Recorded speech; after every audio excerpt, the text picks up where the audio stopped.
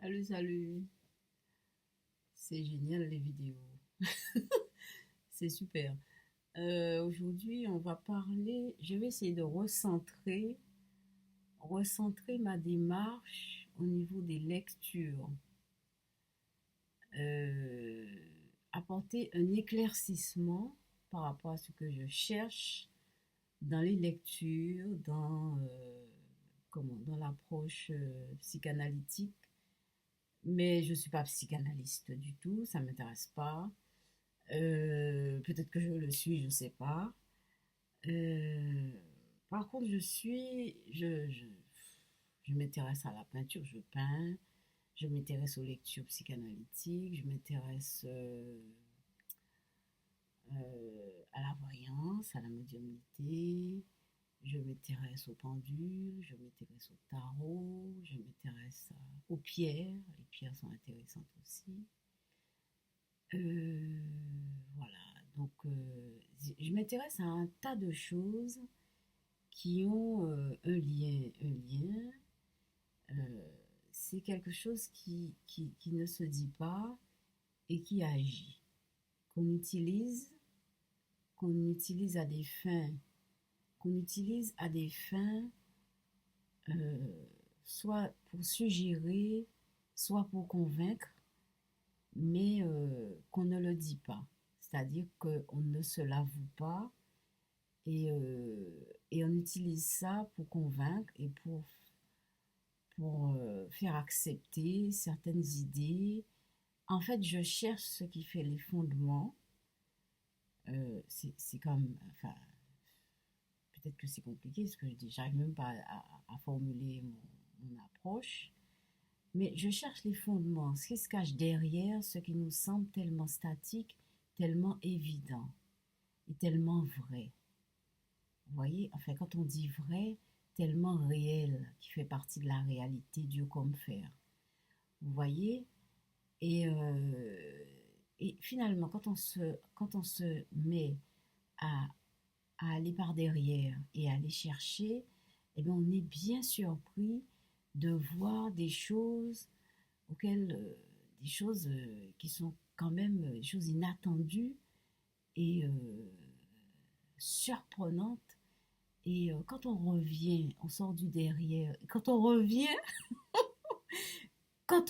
à ce qu'on appelle la réalité, eh ben on voit les choses quand même autrement, légèrement autrement. Enfin, quand je dis légèrement autrement, c'est une façon de parler ouais, c'est une façon de parler, hein. Bon. Euh, Parce que en fait, je m'intéresse beaucoup aux textes de Jung. Alors, Jung, vous allez observer, ce matin, j'ai lu un petit peu. Je m'intéresse, c'est-à-dire que quand Jung écrit, il y a beaucoup de références, il y a beaucoup de références historiques. Je vous ai déjà parlé de ça, hein, mais c'est pas la même vidéo, mais j'ajoute un petit détail à chaque fois. Il y a plein de références historiques et vous allez remarquer, dans les références historiques, alors je vais aller droit au but, il y a du pouvoir. Ça s'est éclairci, c'est bien. Pourquoi ça s'est éclairci, je ne sais pas. Alors on va essayer. Voilà, ça s'est éclairci. Euh, Peut-être que c'est le soleil, pourtant, je ne sais pas. L'image s'est éclaircie. Alors, oui, en fait, dans les références historiques, il parle des mythes. Bon, Jung, en fait, je l'ai senti plus vite parce que c'est vrai que, enfin, c'est peut-être pas vrai, hein. C'est un rapport avec moi, c'est-à-dire que j'aime bien. C'est-à-dire, moi, j'aime bien tout ce qui est historique, tout ce qui est mythe. Parce qu'on va chercher, c'est du pouvoir, c'est des pouvoirs qui sont là. En fait, quand je dis pouvoir, c'est-à-dire, pourquoi on dit pouvoir? Pourquoi je dis pouvoir? Parce que c'est des choses qu'on n'explique pas. Bon, déjà, on ne les explique pas, et donc, c'est là et on n'arrive pas à expliquer. Voilà, ça c'est du pouvoir. C'est-à-dire, quand on n'arrive pas à expliquer, quand on utilise quelque chose qu'on ne peut pas expliquer, eh bien, ça risque de faire des choses qu'on ne peut pas mesurer. c'est dangereux. Voilà. C'est dangereux. C'est dangereux. Ça devient dangereux. Ça a un pouvoir, ça devient dangereux. Ça, c'est Jung.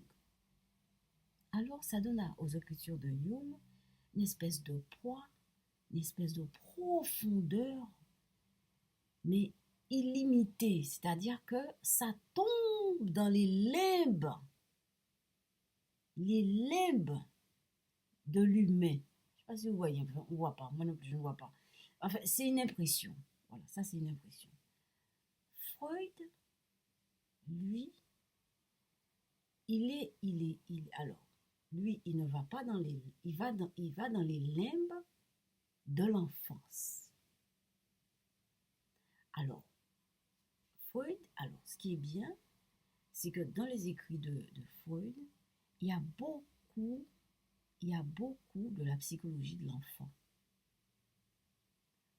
Vous prenez la psychologie de l'enfant, vous travaillez Piaget, le sensorimoteur, tous les stades de Piaget, et vous allez voir comment Freud installe son souvenir écran. Freud, c'est l'enfance, les profondeurs de l'enfance. Mais il ne va pas, pour lui l'enfance, c'est l'enfance, ça s'arrête. Le fond, c'est l'enfance. Le fond du fond, c'est l'enfance. Et voilà, ça donne du sens, tout le sens à Freud. Vous voyez? Et c'est vrai que dans l'enfance, laissons la psychanalyse, prenons la psychologie de l'enfant, prenons la formation du cerveau de l'enfant. Quand pour l'enfant, l'image, c'est ce qu'il y a, c'est ce qui règne. Eh bien, allez implanter un souvenir là-dedans, revenez 50 ans plus tard, eh bien, vous allez retrouver le souvenir. Parce que dans l'enfance, eh ben, il y a, donc chez Freud, un côté organique, qui est clair. Hein. À un moment donné, on passe de l'organique au psychisme, au psychique, pulsion, etc. Ça sort, et c'est ça qui est magique. Quand je dis magique, oui, c'est magique dans tous les sens. Hein.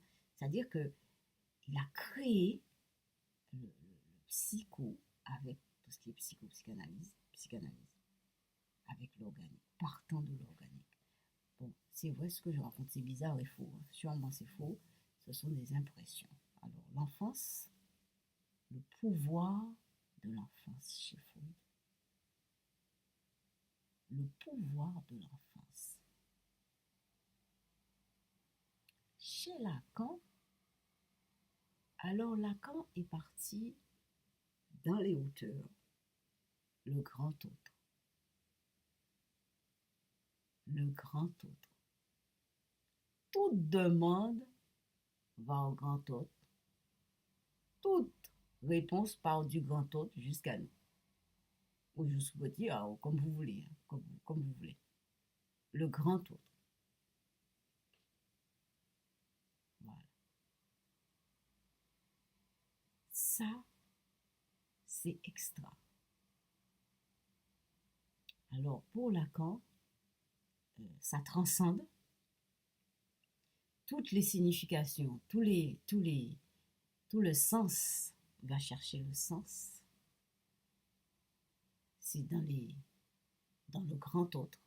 Alors on peut dire le sens, le grand autre, c'est vous mettre Dieu, vous mettre ce qu'on veut, le grand autre qui donne le sens et qui, ça arrive jusqu'à nous.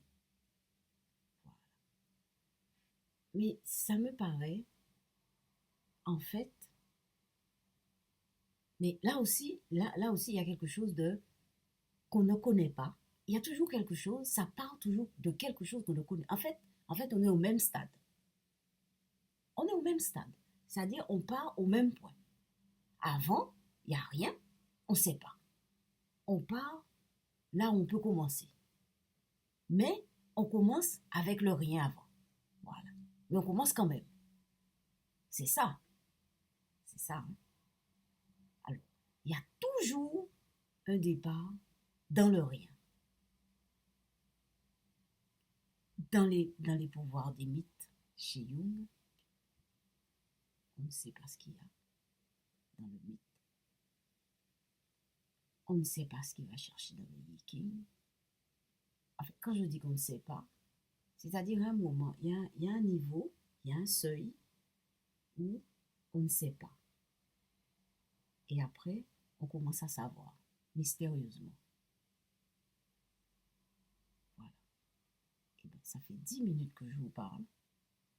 Ça me paraît quand même extraordinaire. Ça me paraît extraordinaire. L'humain me paraît vraiment extraordinaire. Et on n'utilise que 10% de nos capacités cognitives. 10%. On a plus de 80 milliards de neurones dans le cerveau. Je ne vous dis pas 1 neurone, 2 neurones, même 100 neurones, même 1 million de neurones. Plus de 80 milliards de neurones dans le cerveau. Je vous laisse là-dessus à méditer.